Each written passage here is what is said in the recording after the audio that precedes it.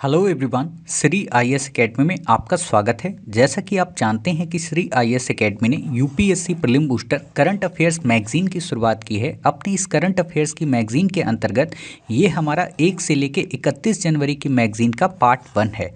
Already हमने आपको daily current affairs की क्लासेस शुरू कर चुके हैं। उन डेली करंट अफेयर्स की क्लासेस में हमने आपको नवंबर से क्लासेस की शुरुआत कराई थी, बट आप में से कई सारे बच्चों का कहना था और ये हमारी टेस्ट सीरीज का भी नियम था कि हम आपको जनवरी से करंट अफेयर्स कवर कराएं।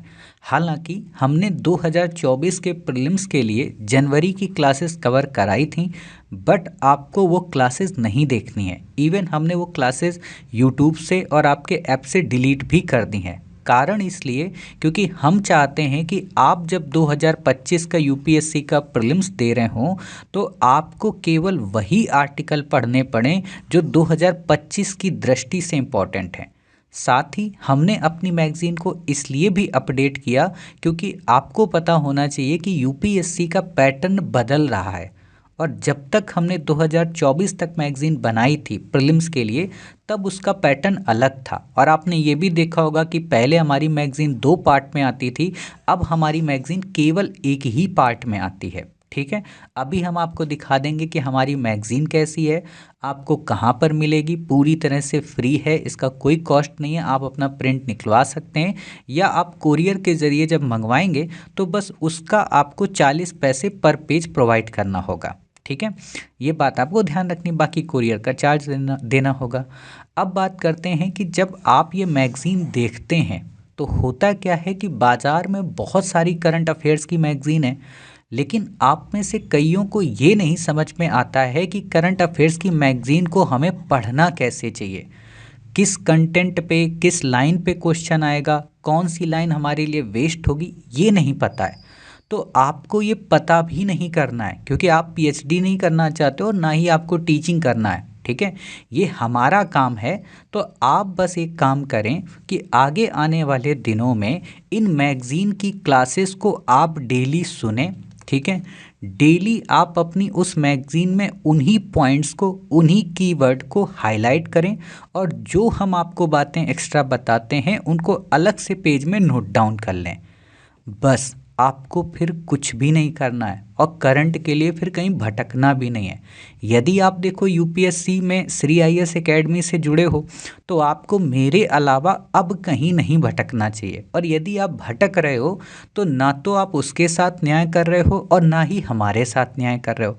हमारा इतना आपसे वादा है कि आपका कोई भी करंट का कंटेंट छूटेगा नहीं, आपका कोई भी प्रश्न करंट से रिलेटेड गलत नहीं होगा, है ना। तो इसलिए आप इस एकेडमी की इन क्लासेस को काफ़ी अच्छे से देखिए। अब बात करते हैं यहाँ पे दूसरी बात क्या कि सर जो ये करंट अफेयर्स की मैगज़ीन है, आप इसको कितनी क्लासेस में कवर कराओगे। हमने क्या किया है कि जितनी भी ये करंट अफेयर्स की मैगज़ीन है, जैसे अभी आपकी 1 से 31 जनवरी है, फिर आपकी फरवरी आएगी, फिर मार्च आएगा, तो हम क्या कर रहे हैं, हर एक मैगज़ीन को आपके 7 पार्ट में कन्वर्ट कर रहे हैं। 7 पार्ट का मतलब ये है कि हर एक मैगज़ीन का लगभग 22 से 23 पेज हम आपको एक पार्ट में कवर कराएंगे। 22 से 23 पेज क्यों कवर कराएंगे? क्योंकि हम चाहते हैं कि आपकी ये मैगज़ीन की क्लासेस 45 से 55 मिनट के बीच में रहें। इससे ज़्यादा ऊपर जाती हैं तो बच्चा बोर होता है ना। तो मैं नहीं चाहता हूँ कि आप बोर हों, कम पार्ट हों और आप बोर हों। छोटे छोटे पार्ट हों, पार्ट हमारे साथ ही रहेंगे हर एक क्लास में। अब हो सकता है कि कोई मैगज़ीन केवल 120 पेज की है तो वहाँ पे 6 पार्ट आ जाएंगे। अब कोई मैगज़ीन हो सकता है 180 पेज की है तो वहाँ 7 ही आएंगे, वहाँ बढ़ेंगे नहीं 7 से ज़्यादा। हाँ, अगर कोई 200 को टच करती है तो भले हम 8 से 9 पार्ट कर दें और वो बात आपको बता दिया करेंगे। यदि आप इन क्लासेस को श्री आईएएस एकेडमी के ऐप पर देख रहे होंगे तो वहाँ तो ऑलरेडी इसका फोल्डर बना होगा, और यदि आप इनको यूट्यूब पर भी देखेंगे तो वहाँ आपको क्या होगा कि करंट अफेयर्स नाम का एक फोल्डर बना होगा और उसी में जनवरी के नीचे आपको 7 कहते हैं क्लासेस मिल जाएंगी, 7 पार्ट। फिर आपको फरवरी के उसमें मिल जाएंगे, है ना। हम वहाँ पर अलग अलग फोल्डर इसलिए प्लेलिस्ट नहीं बना सकते यूट्यूब में क्योंकि बहुत ज़्यादा हो जाएंगी। हाँ, वहाँ हमने डेली जो करंट अफेयर्स की क्लासेस चल रही हैं नवंबर की, दिसंबर की, वो अलग अलग फोल्डर में है। ठीक है, तो इतनी बातें आपको समझ में आ गई? हाँ सर समझ में आ गई। इतनी ही बातें हमें आपको समझानी थी। तो अब हम बिना देरी के अपनी क्लास की शुरुआत करते हैं और आपके साथ इस पार्ट 1 को पूरी तरह से कवर करते हैं। ठीक है, तो सबसे पहली बात, आपके पास एक ऐसी मैगज़ीन होगी, ये श्री IAS एकेडमी के टेलीग्राम चैनल पे, यहाँ तक कि ये श्री IAS एकेडमी के व्हाट्सएप ग्रुप पे भी, और यहाँ तक कि श्री IAS एकेडमी के ऐप पर हमने इसको प्रोवाइड करा दी है। ठीक है, तो आप वहाँ से जाके इसको डाउनलोड कर सकते हैं। ये 1 से लेकर 31 जनवरी तक की मैगज़ीन है। यदि आपके पास पुरानी मैगज़ीन है तो उसको मत पढ़ना, उसको अब आप छोड़ देना, क्योंकि बहुत ज़्यादा आर्टिकल हमने अपडेट किए हैं। ये भारत की इकलौती ऐसी मैगज़ीन है जिसमें जितने भी भारत के इम्पोर्टेंट न्यूज़पेपर, जितनी भी इम्पोर्टेंट मैगज़ीन, जितने भी इम्पोर्टेंट आर्टिकल, जितनी भी इम्पोर्टेंट वेबसाइट, सबको हमने इंक्लूड कर रखा है। इसीलिए मैं कहता हूँ कि आपको इस मैगज़ीन के अलावा कोई भी मैगज़ीन पढ़ने की ज़रूरत नहीं है। और जब आप खुद ही अभी जब क्लासेस करोगे तो आप समझ जाओगे कि हाँ, ये जो मास्टर बातें बोल रहा है ये क्यों ऐसी बातें बोल रहा है, इसका लेवल ऐसा क्यों कह रहा है कि नहीं केवल यही मैगज़ीन आपको पढ़ना है और इस मैगज़ीन में केवल इतना ही आपको पढ़ना है। ठीक, तो बिना देरी के शुरू करते हैं। तो बिना देरी के शुरू करें, इससे पहले जो हमारा पहला आर्टिकल है वो है श्रेष्ठ योजना को लेकर। जब भी देखो आपको योजना से रिलेटेड क्वेश्चन मिलता है तो उसमें आपको 3 से 4 पॉइंट ही ध्यान में रखने होते हैं। पहला, आपको ये याद रखना होता है कि ये योजना कब शुरू की गई। दूसरा, ये याद रखना होता है कि ये योजना किसके लिए शुरू की गई। तीसरा, आपको याद रखना है कि किसके द्वारा ये शुरू की गई। और चौथी बात जो याद करनी कि इस योजना के फीचर क्या हैं। इससे ज़्यादा कुछ भी नहीं पढ़ना होता है। कब का मतलब क्या होता है कि डेट आपको पता हो, किसके लिए शुरू की गई है, इसका मतलब है कि कौन इसके लाभार्थी हैं, बच्चे हैं या बुजुर्ग लोग हैं या माताएं हैं, कौन है। ठीक है, द्वारा का मतलब ये होता है कि कौन सी मिनिस्ट्री है, और साथ ही सेंट्रल सेक्टर है या सेंटर स्पॉन्सर्ड है, मतलब पूरी तरह से केंद्र सरकार पैसा देगी या राज्य भी पैसा देगी। ठीक है, और फीचर का मतलब ये है क्या इसमें सभी बच्चे पात्र होंगे या कुछ वर्ग के बच्चे पात्र होंगे। समझ गए? इतना अगर आपको पता है तो बस फिर यह आर्टिकल आपका अपने आप कंप्लीट हो जाएगा। ठीक है, तो अब आपने क्या देखा, आपने देखा कि श्रेष्ठ स्कीम का मतलब क्या है, SC स्टूडेंट से रिलेटेड। तो मतलब ये SC कम्युनिटी के बच्चों के लिए है, मतलब शेड्यूल कास्ट के बच्चों के लिए ये योजना आई है। इस योजना का पर्पस क्या है, लक्षित क्षेत्रों में हाई स्कूल के छात्रों के लिए आवासीय शिक्षा योजना प्रोवाइड कराना। लक्षित क्षेत्रों का मतलब टारगेटेड एरिया। टारगेटेड का मतलब आपने जैसे सुना होगा एक प्रोग्राम जिला आकांक्षी कार्यक्रम, सुनते हो, डिस्ट्रिक्ट एस्पायरेशनल जो प्रोग्राम है, तो वो इसी से रिलेटेड है। ठीक है, तो वहाँ पर बच्चों के लिए, और आवासीय शिक्षा मतलब उस विद्यालय में बच्चों को हॉस्टल की सुविधा दी जाएगी। जैसे आपने एक मॉडल सुना होगा, एकलव्य मॉडल, एकलव्य स्कूल, ये किससे रिलेटेड थे, शेड्यूल ट्राइब से, और ये किससे रिलेटेड है, शेड्यूल कास्ट से। समझ गए? अब किस मिनिस्ट्री की योजना है, तो सामाजिक न्याय और अधिकारिता मंत्रालय। अब यहीं पे दे देगा कि ये शिक्षा मंत्रालय, एजुकेशन मिनिस्ट्री का है, या दे देगा women empowerment and child development का है, तो आप बोल देना नहीं भैया ये सामाजिक न्याय और अधिकारिता का है। पर्पज क्या है यहाँ पर दे दिया गया, अनुसूचित जाति के लोग। इसी को कहते हैं शॉर्ट में बनाना नोट्स। समझ गए? तो अब इतने एंगल से आप ये क्वेश्चन बना सकते हो। बाकी आपसे यहाँ पे क्वेश्चन नहीं आएगा कि 9 से 10 के बच्चे थे, 2021 का था, 2.5 लाख था, ये कुछ भी आपसे यहाँ पे नहीं पूछा जाएगा। हाँ, ये क्राइटेरिया में क्वेश्चन आ जाएगा कि इसमें कौन व्यक्ति शामिल है, तो जिनकी 2.5 लाख रुपए तक की वार्षिक आय वाले हाशिए पर रहने वाले आय वर्ग से अनुसूचित जाति समुदाय के छात्र पात्र हैं। 2.5 लाख रुपए का वार्षिक का मतलब क्या हुआ, जिनके घर पे माता पिता की इनकम 2.5 लाख रुपए है। ठीक है, वो हाशिए का जानते हो मतलब क्या था, हाशिए का मतलब ये, जैसे ये आप बॉर्डर देख रहे हो तो इसको हाशिया बोलते हैं, इसके इधर हम कुछ नहीं लिख सकते। तो ये शब्द जब आप कभी देखोगे कि हाशिए पर वो वर्ग है, हाशिए का मतलब है उसको मेन स्ट्रीम में लाया ही नहीं जा रहा है। समझ गए? जैसे पहले के ज़माने में आपने देखा होगा कि उच्च वर्ग के जो समुदाय थे वो शोषण करते थे। शोषण का मतलब नौकरी में उनको नहीं आने दिया जा रहा, उनसे कहा जा रहा अरे तुम क्या करोगे पढ़ लिख के, तुमको यही साफ सफाई करनी है ना। तो उससे वो क्या हुए, मेन स्ट्रीम से दूर हो गए। तो उसी चीज़ को मेन स्ट्रीम में लाना। बाकी मोड 1 क्या है, मोड 2 क्या है, आपसे यहाँ पे प्रश्न नहीं बनेगा, आप इसको पूरी तरह से स्किप कर सकते हैं। ठीक है, अगला जो हमारा आर्टिकल है वो लिथियम को लेकर। ये आर्टिकल लास्ट ईयर काफ़ी ज़्यादा चर्चा में था। यूपीएससी ने आपसे 2024 में नहीं पूछा, लेकिन मुझे पूरा का पूरा भरोसा है कि 2025 में आएगा। और कितने एंगल पे क्वेश्चन आएगा वो मैं आपको यहाँ पे अभी सिखा देता हूँ, और इतने ही एंगल पे आपको इसको पढ़ना है। पहली चीज़ आपको क्या करनी है, आपको ये पता हो कि लिथियम होता क्या है। ठीक है, दूसरा आपको पता हो ये कहाँ मिलता है, तीसरा आपको पता हो इसके उपयोग क्या हैं, और चौथा आपको पता हो क्या भारत में ये मिलता है कि नहीं मिलता है। समझ गए, इससे ज़्यादा आपको नहीं याद रखना है। अब आपने जो ही इस पिक्चर को देखा, देखकर समझ गए कि सर जम्मू कश्मीर में मिला है, तो अब आपको पता चल गया कि सर भारत में तो है। लेकिन अब भारत को लेकर भी क्वेश्चन आएगा कि भारत में केवल नॉर्थ ईस्ट में पाया जाता है, भारत में केवल साउथ ईस्ट में पाया जाता है, भारत में केवल वेस्टर्न पार्ट में पाया जाता है, भारत में राजस्थान में नहीं मिलता है ना, जम्मू कश्मीर में ही केवल मिला है, दक्षिण भारत में नहीं मिलता। ऐसी जब लाइनें यूपीएससी आपको बनाती है तो इसके लिए आपको बस एक ही चीज़ ज़रूरत है, और वो है ये मैपिंग।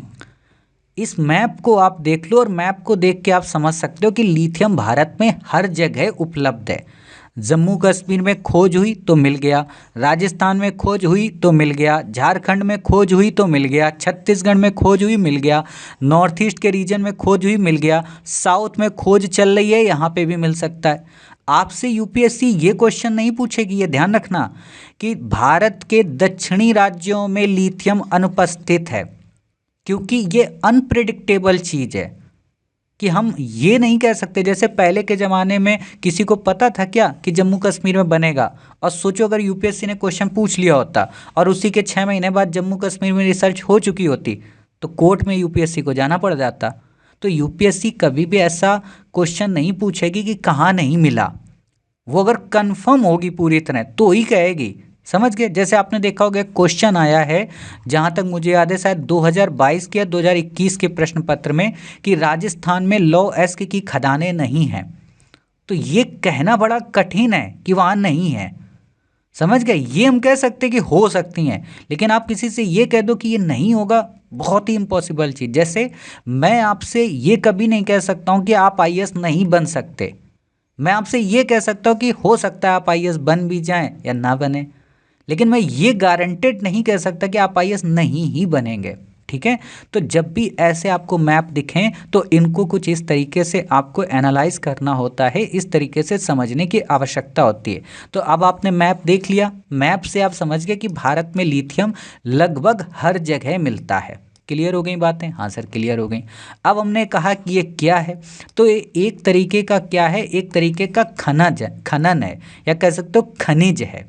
ठीक है, खनिज का कार्य क्या होता है? खनिज का कार्य होता है केमिकल्स के जरिए मिलकर या धातु के जरिए मिलकर अन्न के साथ में क्रिया करना। क्रिया का मतलब क्या करना? क्रिया का मतलब कि कोई नया पदार्थ बनाना, कोई नई टेक्नोलॉजी को इवॉल्व करना। ठीक है, तो ये क्या करता है? ये कई सारी चीज़ों के साथ में मिलके भारत या विश्व के अन्य देशों में बैटरी जैसी व्यवस्था को टॉप लेवल पर ले जाता है। या आप कह सकते हो ईवी जो बैटरी आज आप सुनते हो, इलेक्ट्रिक व्हीकल जो आप सुनते हो, ई रिक्शे में जो बैटरी का इस्तेमाल सुनते हो, या आप सेल का जो यूज करते हो, वो सब लिथियम आयन सेल होते हैं। ठीक है, तो इसका बहुत बड़ा उपयोग है एनर्जी के लिए, इसीलिए इसको श्वेत स्वर्ण कहा जाता है, सफ़ेद सोना कहा जाता है। क्लियर हो गई? आवर्त सारणी की सबसे हल्की धातु है। आवर्त सारणी आप में से जिन बच्चों ने केमिस्ट्री देखी होगी तो उसमें कुछ इस तरीके की आपको एक सारणी मिलती है, और उसमें जितने भी दुनिया के एलिमेंट्स हैं उनको अलग अलग पार्ट में डिवाइड किया जाता है, आपको वो याद नहीं रखना है। ठीक है, तो आपको इतनी बातें क्लियर हो गई कि एक तरीके का खनिज है। ठीक, नेचुरल रूप से मिलता है, मतलब भारत माता या कह सकते हो प्रकृति माता हमको देती है। ठीक है, इसमें कई प्रकार के आप कह सकते हो कि अयस्क पाए जाते हैं, जिनमें स्यूपोड्यूमिन, पेटालाइट और लेपिडोलाइट। आपसे क्वेश्चन पूछा जा सकता है कि स्यूपोड्यूमिन, पेटालाइट, लेपिडोलाइट क्या हैं, तो आप बता देना है एक प्रकार के खनिज हैं। ठीक, यहाँ पर ये प्रश्न बनेगा। बाकी अब क्रियाशीलता ये कुछ नहीं पूछेगा, ये आपको नहीं याद रखना है। अगला जो क्वेश्चन बनेगा कि लिथियम सबसे ज़्यादा कहाँ पाया जाता है, तो पता होना चाहिए कि 3 देश हैं टॉप लेवल पे, ऑस्ट्रेलिया, चिली, चीन और अर्जेंटीना। ठीक है, तो आपको याद रखना है ACCA। ठीक है, ACCA क्रम को लेकर क्वेश्चन पूछा जा सकता है। 2022 के डाटा के हिसाब से कहा गया कि ऑस्ट्रेलिया टॉप पे था, उसके बाद चिली था और फिर चाइना था। ठीक है, अब आपके मन में आएगा सर चिली कहाँ है, चाइना कहाँ है? चाइना तो आपको पता ही है पड़ोस में है, लेकिन चिली और अर्जेंटीना कहाँ है? ठीक है, तो आपको हम एक बार मैप की ओर लेकर चलते हैं। ये है हमारा प्यारा भारत। इस प्यारे भारत को हम जो ही वेस्ट की ओर चलेंगे तो वेस्ट की ओर जाने पर अफ्रीका और अटलांटिक को पार करके साउथ अमेरिका पहुंचेंगे, और साउथ अमेरिका में पहुंचकर हम क्या करेंगे? पार्टी करेंगे। आप देख रहे हो ये कोलंबिया, ये वेनेजुएला, ये गुयाना, ये सूरीनाम है ना, ये ब्राज़ील।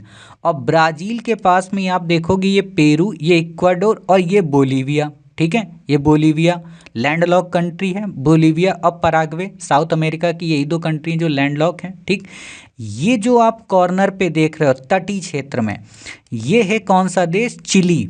ठीक है, ये कौन सा देश है? चिली। और यहीं पे कौन सा मरुस्थल है? अटाकामा मरुस्थल। तो जब आप ज्योग्राफी की मैपिंग पढ़ोगे वहाँ मैं पढ़ाऊँगा। अब जो बच्चा समझदार है उसके पास एटलस की बुकलेट होगी, दोनों बातें मेरी वो वहाँ पे हाईलाइट कर लेगा कि अटाकामा मरुस्थल कहाँ पे है, चिली कहाँ पे है। ठीक है, फिर मैंने आपको क्या बताया? अर्जेंटीना। तो ये अर्जेंटीना है, यहीं का एक प्लेयर है बहुत ही फेवरेट, मेरा सबसे बड़ा मोटिवेटर लियोनल मेसी। इसको मैंने आपको करंट में पढ़ाया भी था। किस चीज़ के लिए? बैलन डोर के लिए। सबसे ज़्यादा बैलन डोर इन्हीं को मिला है, फुटबॉल का एक महान खिताब। ठीक, तो क्लियर हो गया अर्जेंटीना और चिली ये कहाँ पे हैं? साउथ अमेरिका में। क्लियर हो गई बातें। अब क्वेश्चन ये पूछा जा सकता है कि लिथियम ट्रायंगल में कौन कौन देश आते हैं? तो पता हो अर्जेंटीना और चिली तो आता है, लेकिन एक और देश है बोलीविया। ट्रायंगल का मतलब क्या? जैसे ये अर्जेंटीना है, ये चिली है, ये बोलीविया, तो ये तीनों मिलके क्या बनाए? एक त्रिभुज। इसी को बोलते हैं। जैसे आपने देखा होगा कि अफीम को लेकर है ना क्रेजॉन्ट, गोल्डन क्रेजॉन्ट और गोल्डन ट्रायंगल बनता है ना। क्रेजॉन्ट ईरान और अफगानिस्तान पाकिस्तान से लग के बनता है, और जो गोल्डन ट्रायंगल है ये म्यांमार थाईलैंड के पास में बनता है। समझ गए? तो ये चीज़ें मैं आपको पढ़ाऊंगा। तो त्रिकोण को लेकर क्वेश्चन आ सकता है। तो बोलीविया की भी आपको लोकेशन एक बार दिखा देते हैं। तो ये आप देख सकते हो बोलीविया। ठीक है, भूलना नहीं है।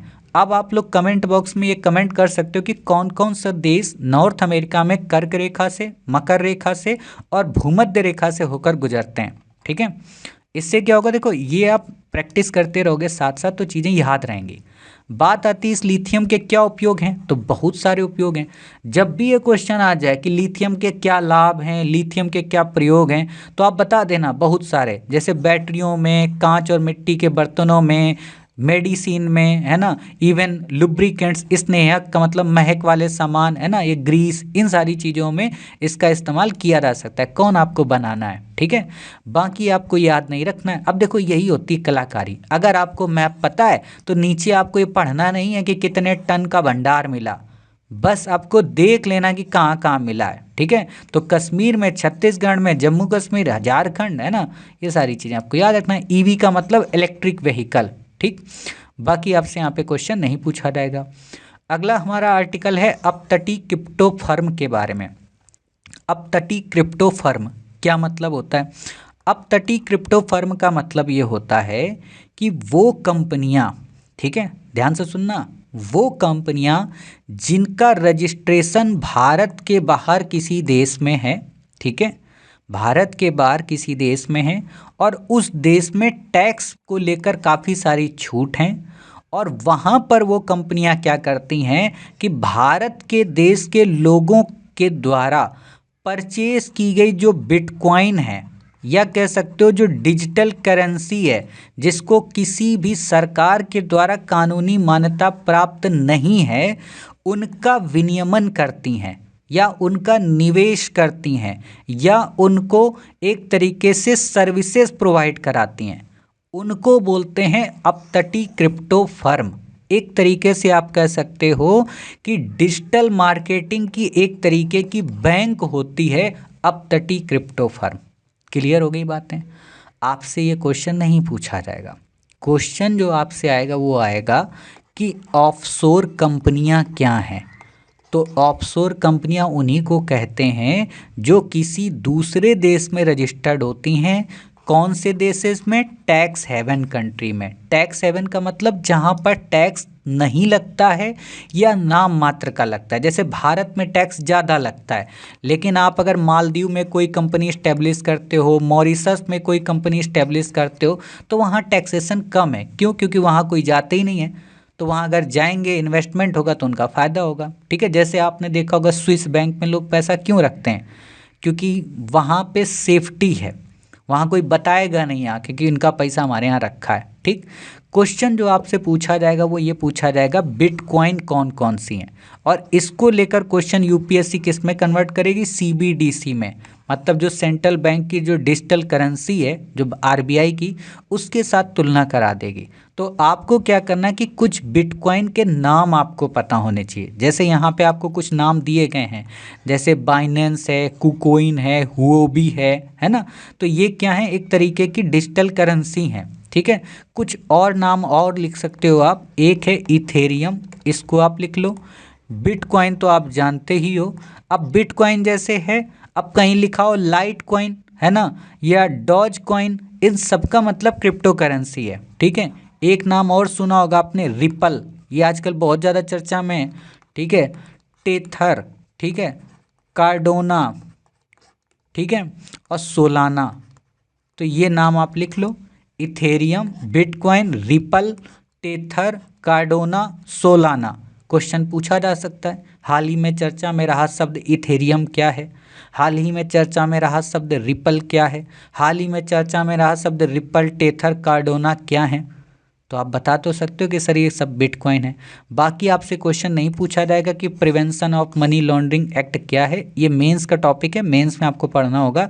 बेसिक रूप में आप बस इतना याद रख लो कि एक तरीके की मनी लॉन्ड्रिंग, मनी लॉन्ड्रिंग का मतलब हवाला, हवाला का मतलब कि सरकार की नज़रों में आए बिना पैसे का एक देश से दूसरे देश में ट्रांसफ़र कर दिया जाना, अर्थात टैक्स बचाना।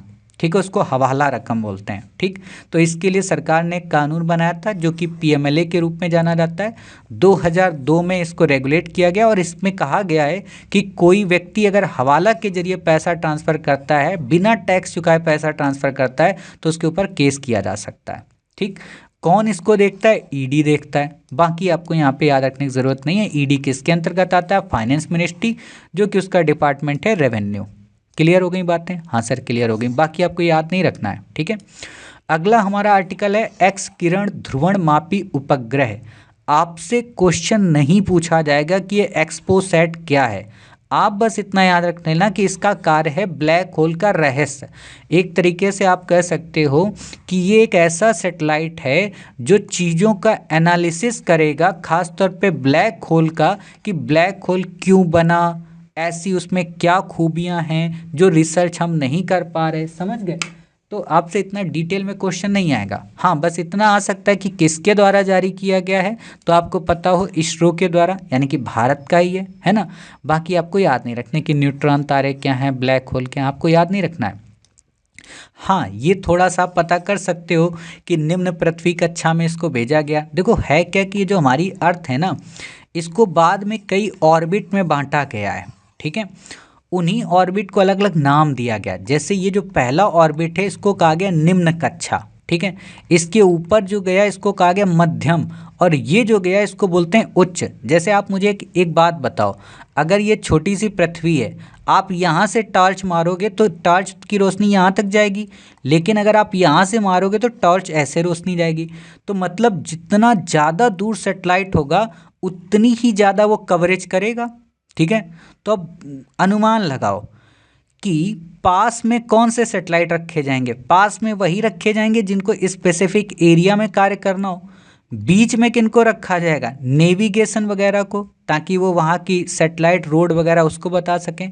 और हाई पे किसको रखा जाएगा? मौसम वगैरह को, ताकि पता चल सके कि कहाँ पे चक्रवात आया है, कहाँ पे बाढ़ आई है। समझ गए? वैसे ये पूरा का पूरा चैप्टर डिटेल में आपको साइंस एंड टेक्नोलॉजी में मैं पढ़ाऊँगा।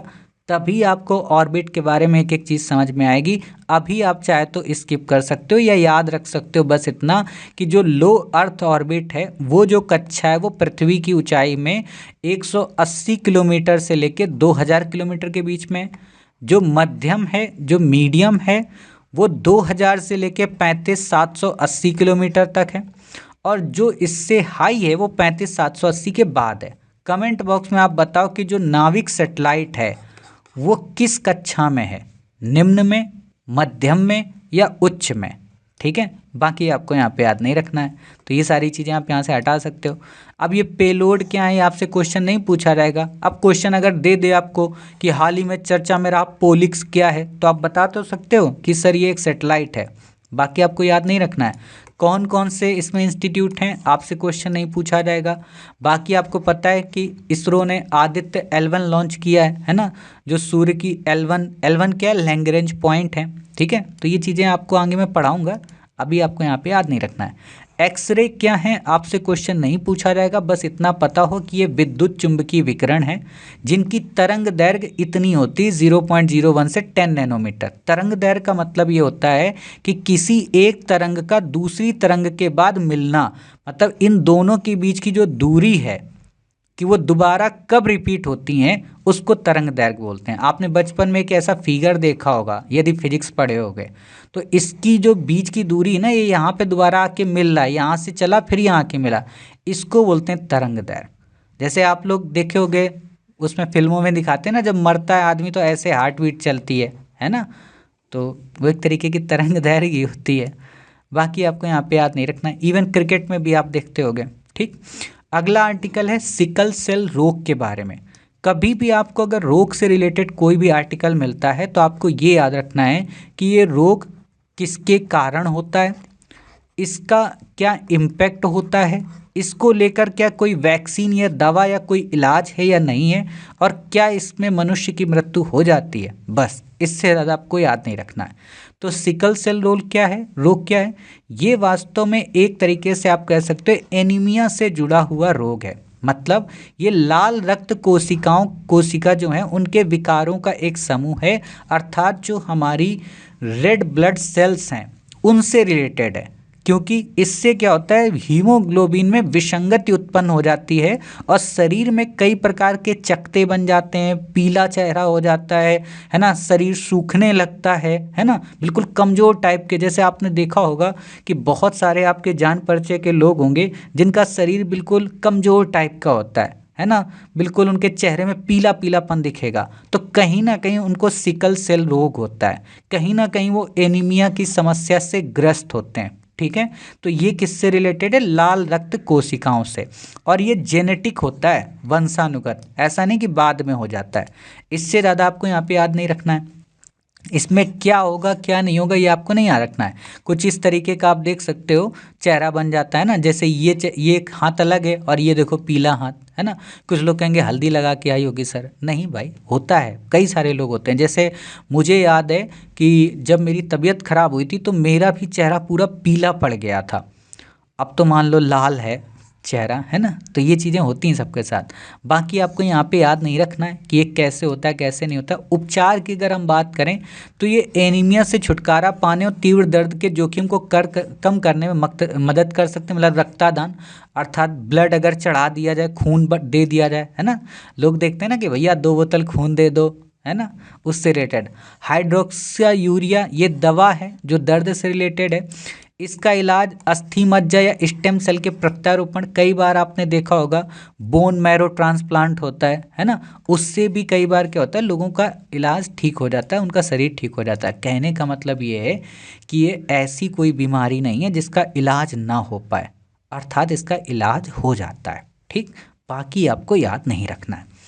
अगला और मोस्ट इम्पॉर्टेंट टॉपिक है सावित्रीबाई फूले को लेकर। जब आप भारत में सामाजिक धार्मिक सुधार आंदोलन मॉडर्न इंडिया में पढ़ते हैं, हम आपको पढ़ाते हैं, और वहाँ पे जब ज्योतिबा फूले के बारे में पढ़ाते हैं तो सावित्रीबाई फूले को केवल नाम मात्र के लिए पढ़ा देते हैं। इवन ज्योतिबा बाई फूले को भी नाम मात्र के लिए पढ़ा देते हैं। लेकिन हमने आपसे कह रखा है कि चाहे मॉडर्न इंडिया हो या पॉलिटी हो, ज्योग्राफी, इकोनॉमी हो, इन सबको डेप्थ में हम कभी ना कभी करंट में ज़रूर पढ़ाएंगे। तो यही वो आर्टिकल है जिसको हम करंट में आपको कवर कराने वाले हैं। ठीक, तो ध्यान से देखना और इन पे कितने क्वेश्चन बन जाएंगे वो आपको याद रखना है। तो इनकी जयंती मनाई गई है 3 जनवरी को, आपको ये याद नहीं रखना है। आपको जो याद रखना है कि इनका ऑर्गेनाइजेशन कौन सा है।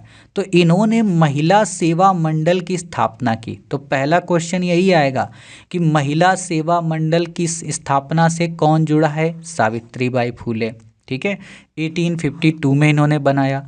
दूसरा क्वेश्चन जो आपसे पूछा जा सकता है कि काव्या फूले या बावन काशी सुबोध रत्नाकर रचना किसकी है? तो इन्हीं की है, सावित्रीबाई फूले की। ये किसी किताब में नहीं मिलेगी आपको।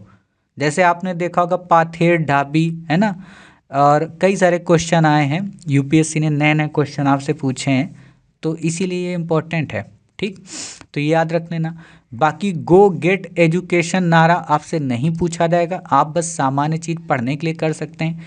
ये भी आपसे क्वेश्चन नहीं पूछा जाएगा सत्य शोधक विवाह को लेकर। ठीक है, आपसे जो क्वेश्चन पूछा जा सकता है वो यहाँ पूछा जाएगा, क्या कि इनका नेटिव फीमेल स्कूल या नेटिव फीमेल स्कूल किसने बनाया, या the society for promoting the education for Mahar किसने एस्टेब्लिश किया?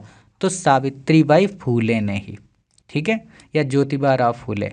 आगे चलकर इन्होंने क्या किया? सत्य शोधक समाज की स्थापना की। ठीक है, तो क्वेश्चन आ सकता है सत्य शोधक समाज के संस्थापक कौन? तो सावित्रीबाई फूले या ज्योतिबा फूले, दोनों में से कोई आ जाए, दोनों का एक ही मतलब है क्योंकि दोनों पति पत्नी है ना, तो क्वेश्चन आ सकता है।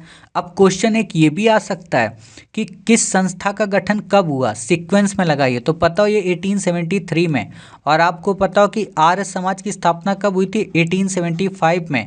आपको पता हो ब्रह्म समाज 1829, और 1866 के आसपास क्या था? प्रार्थना समाज। तो सीक्वेंस लगाने को अगर आ जाए तो आप सीक्वेंस भी लगा सकते हैं। ठीक है, बाकी आप ये पढ़ लीजिए, आपसे क्वेश्चन यहाँ पे नहीं पूछा जाएगा। ये भी आपसे क्वेश्चन नहीं पूछा जाएगा कि ज्योतिबा राव जो फूले हैं उन्होंने कहाँ से पढ़ाई की, कहाँ से पढ़ाई नहीं की। आपसे जो क्वेश्चन आएगा वो इनकी पुस्तक को लेकर आएगा, वो भी ये गुलामगिरी।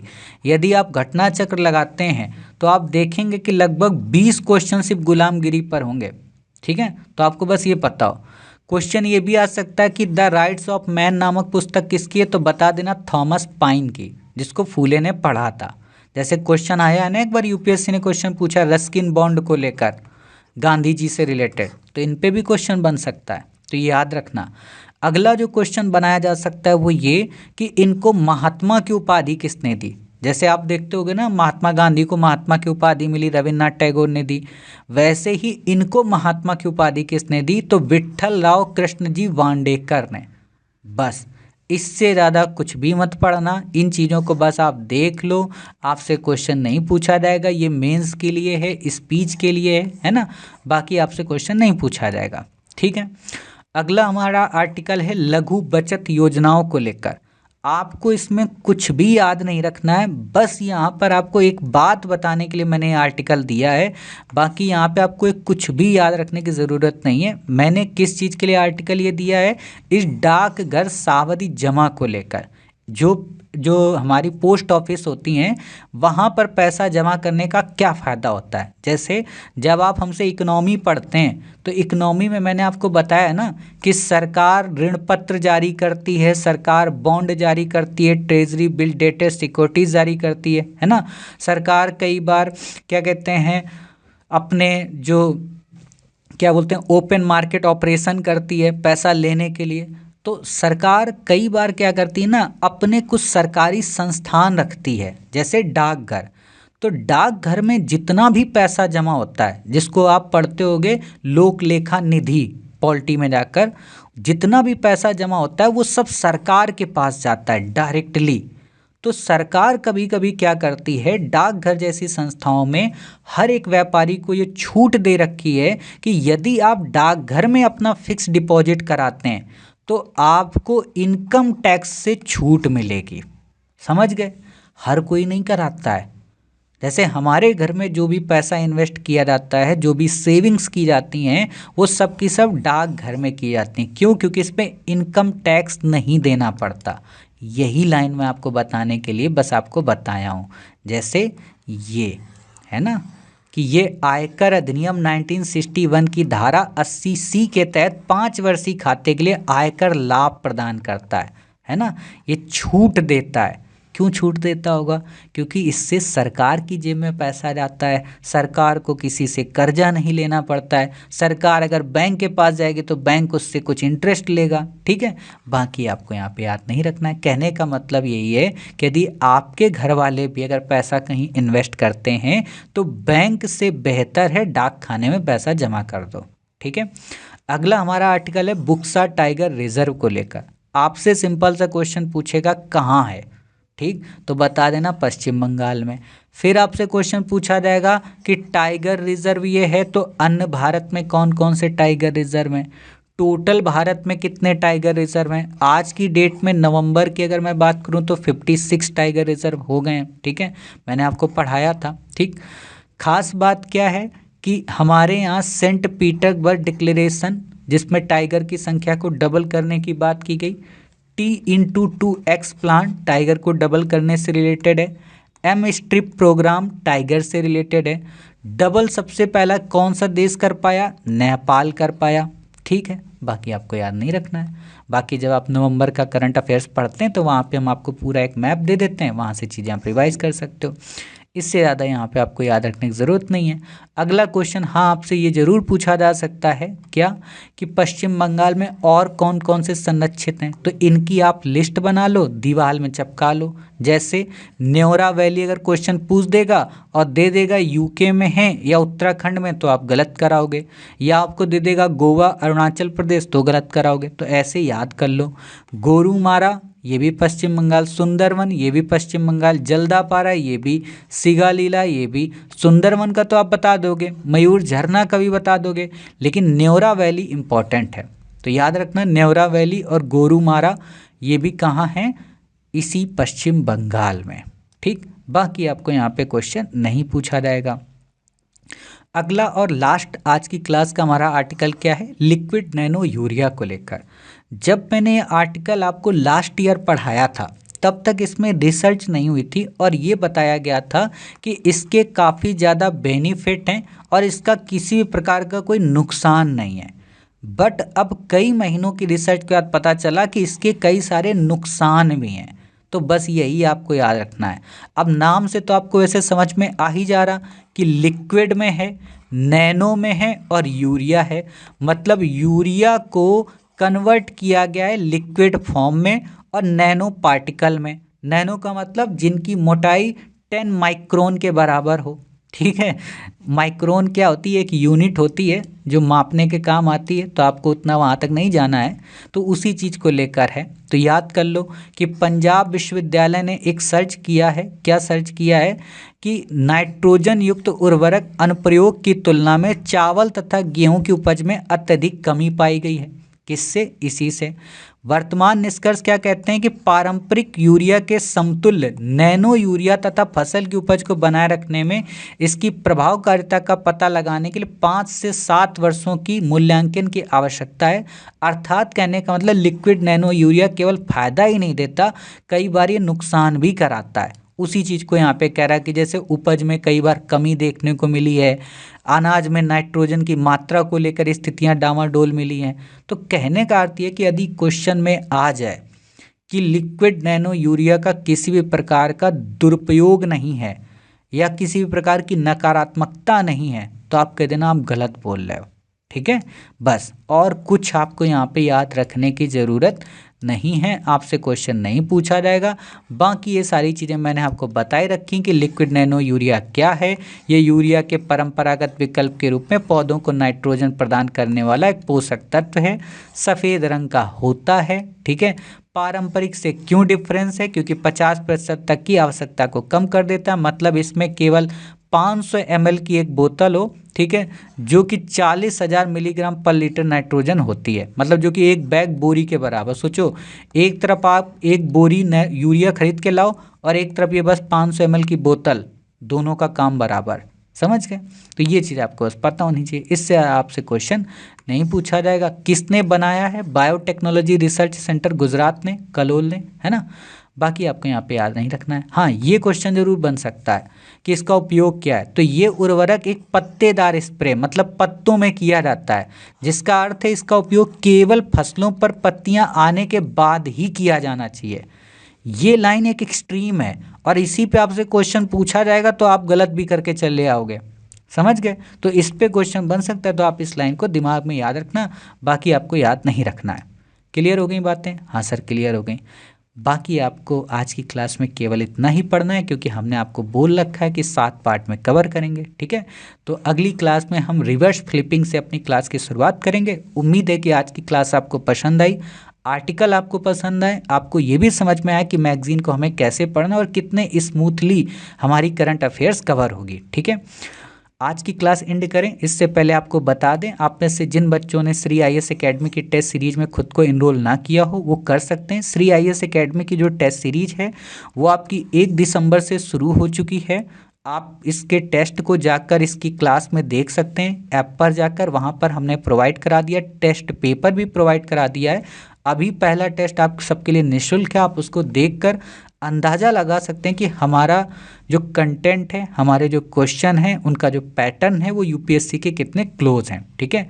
बाकी कोर्स कहाँ मिलेगा, कैसे मिलेगा, कुछ नहीं करना है, इसी पीडीएफ में आपको क्लिक करना है। जैसे यहाँ पे क्लिक करोगे सीधे आपको ये वहाँ पे रीडायरेक्ट कर देगा, ये हमारा कोर्स है, ठीक है। यहाँ पे डेमो वीडियो पहले से पड़े हुए हैं कि इस टेस्ट सीरीज का क्या मतलब है, क्या अर्थ है, क्या फ़ायदा है। कंटेंट के सेक्शन में आप चाहेंगे तो यहाँ पे जैसे 1 दिसंबर है तो यहाँ पे आपको फ्री कंटेंट टेस्ट का मिल गया है।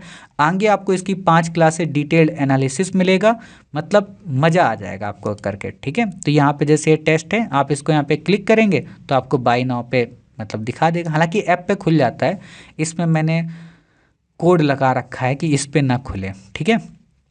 तो उम्मीद है आपको मेरी बातें समझ में आई, क्लास समझ में आई। आप अलग अलग कोर्सेज में श्री आईएएस एकेडमी के इनरोल होकर अपनी तैयारी को बेहतर से और बेहतरीन बनाएंगे। और एक बात और, आप ये भले जनवरी की करंट अफेयर्स कर रहे हों, लेकिन जो हमारी डेली करंट आ रही है नवंबर की या दिसंबर की, उनको मिस मत करना, वो आप करते रहना, क्योंकि वो नवंबर से शुरू हैं और ये जनवरी से, तो ये जनवरी से लेके अक्टूबर तक चलेंगी और इसके बाद नवंबर वाली ही तो फिर आपको हो जाएगा, समझ गए। तो इसलिए आपको करते रहना है डेली। तो मिलते हैं अपने इसके नेक्स्ट पार्ट में, सेकेंड पार्ट में। अपना ख्याल रखिए, स्वस्थ रहिए। जय हिंद, जय भारत, वंदे मातरम, भारत माता की जय।